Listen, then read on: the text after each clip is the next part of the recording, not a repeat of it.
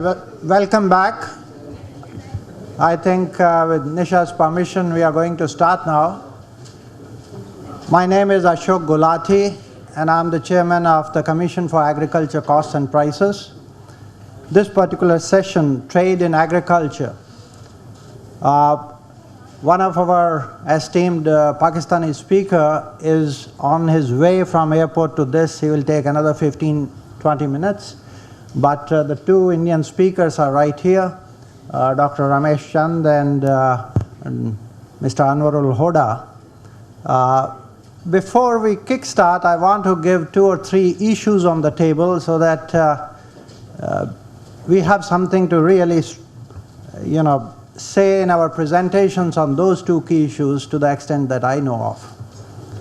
Pakistan and India both are struggling to feed their people well. So food security remains a concern in India as well as in Pakistan. And when we talk about food security, it's the consumers as well as the producers. That's one thing that is at the heart of each one of these things. It's very interesting to see how India is going towards food security for the consumer. The big Food Security Act has come, whereas Pakistan, to the best of my understanding, has moved away from this by dismantling its fair price shops and going towards income policy approach, Benazir income support program. So this entire big paraphernalia of parastatals is reduced to a very low level compared to where India is going to increase it. Why I'm saying this? Because it will have implications for trade. Because the other way to get food security for your people is with freer trade. But freer trade, also we talk about fair trade. And that's where the issue comes. Pakistan often raises the issue that India is subsidizing its agriculture in a big way, free power, free or very subsidized urea or fertilizers.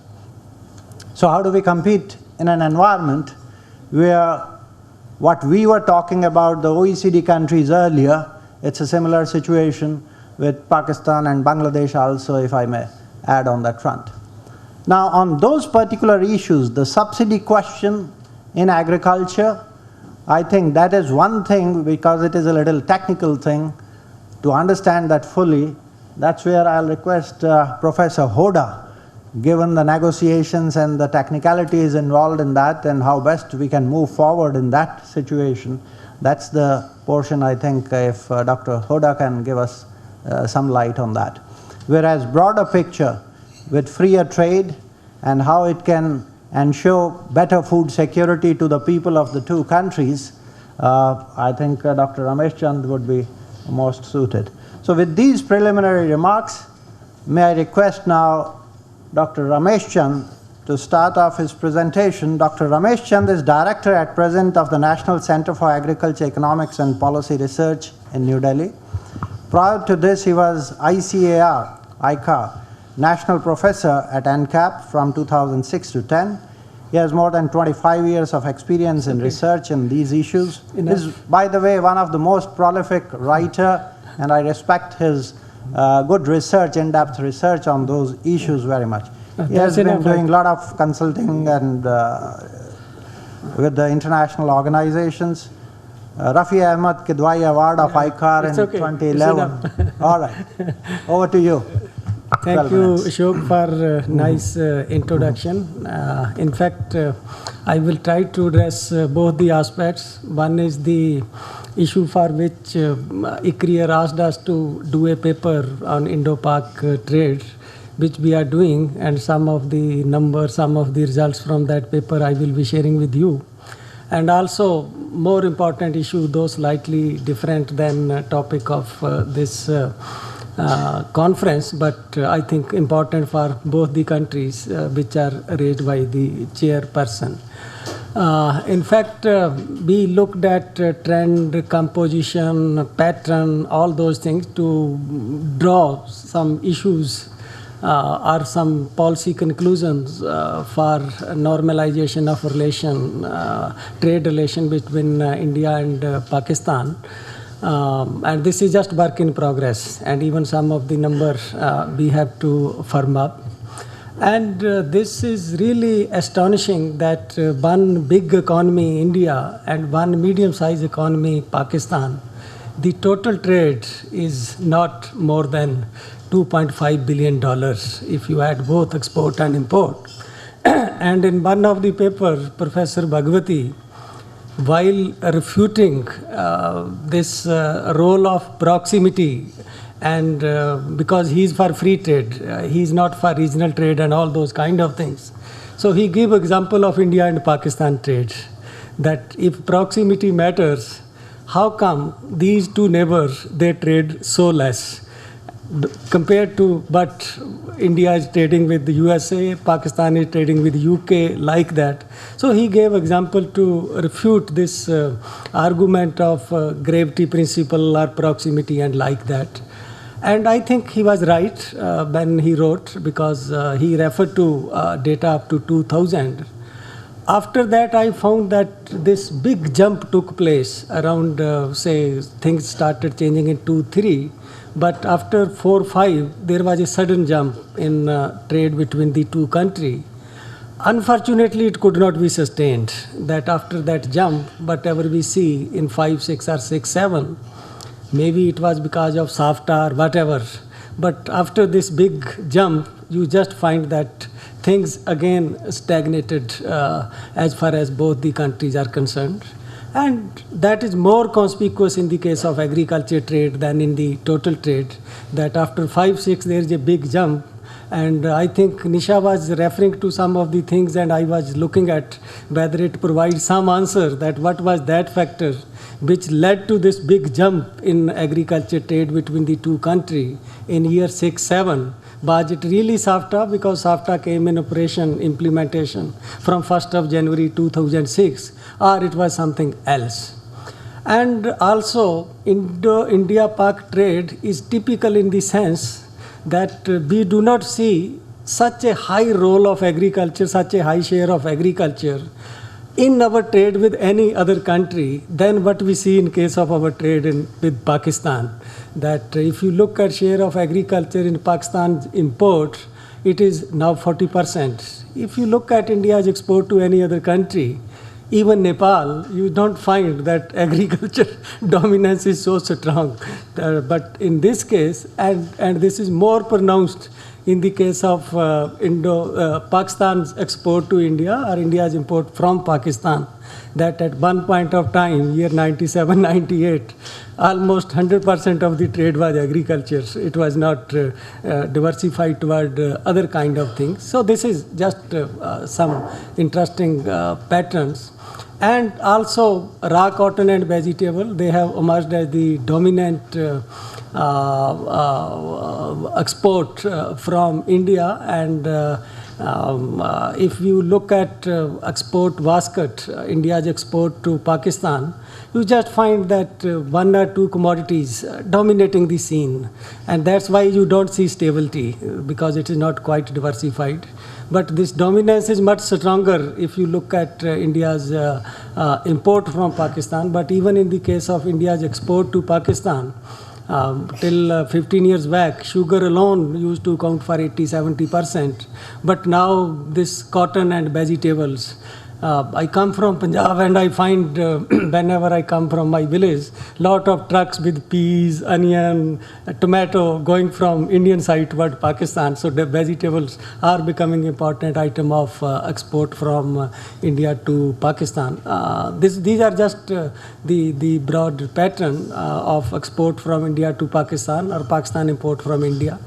Now coming to major commodity imported from Pakistan by India. So you just find that at one time this sugar used to be major import by India from Pakistan. But that is no more because India is now net exporter of sugarcane, and sugar is no more sweet for trade between the two countries. And now it is, you just find this edible fruit, lot of dates being imported from Pakistan, and also this livestock hides and those kind of things. We also looked at some of the ratios and all those kind of things, but I think no time to talk about all those kind of things. But one thing, that if we look at India's export, they are quite diversified. India's export basket, that commodity diversification of India's export. But this is not the case in the case of Pakistan. There you just find that very high concentration is there. Then there are another two patterns. After that, I will come to conclusions that what has been going out and what has been coming in. Since I have only, you just look at share of Indo-Pakistan agriculture trade in total agriculture trade of Pakistan. It has never exceeded 4%, though we are neighbors, but it never exceeded 4%. But it has risen between this 2007. And if you again look at what is share of Indo-Pakistan agriculture trade in India's total agriculture trade, it is not even 0.5%. So numbers are very, very small, though we are neighbor, but still very, very less. Then this is another thing, that complementarity between import pattern and export pattern, that in the case of India's export, still you find that there is a complementarity between what is the Pakistan's import. But in case of Pakistan's import to India, because they are concentrated only among two commodities, you just find that that there is very little complementarity, and that is what put Pakistan into disadvantageous position in terms of meeting import demand of India. And also India's import, still we are keeping high tariff on those commodities which we are exporting. Sometime Dr. Gulati and I used to plead with policymakers that what is the point in keeping such a high level of tariff on tea when India is the net exporter of tea, and giving the impression to outside world that we are very protectionist country and like that. Now the last two slides are very important to identify what are the opportunities for trade. Now this table, it gives three type of information. It just give information on what is the export supply from India, then what is the import demand in Pakistan total, and what share of the total demand in Pakistan is met from India, and similarly between India and Pakistan. So if we look at opportunities for India, the yellow color cells, they indicate the kind of opportunity. Like Pakistan imports dairy product and egg worth 114 million. And India export dairy product and egg worth 300 million. And right now, Pakistan import this dairy product and egg only worth 10 million from India. Similarly, if you look at vegetable roots and tubers, but Pakistan import is 4 times, 5 times more, but Pakistan total import, that is 4 to 5 times more than what it import from India. Similarly, opportunities there in fruit, tea, animal and vegetable fats, sugar and cotton. Of course, Pakistan is importing some cotton from India, but compared to its demand for cotton import and export of India, you just find that these yellow cells indicate what are the opportunity for India to tap Pakistan's market. I hope my counterpart, when he presents a paper, he will speak about what are opportunity for Pakistan to export to India. But I tried to look at it and I could not identify many cells.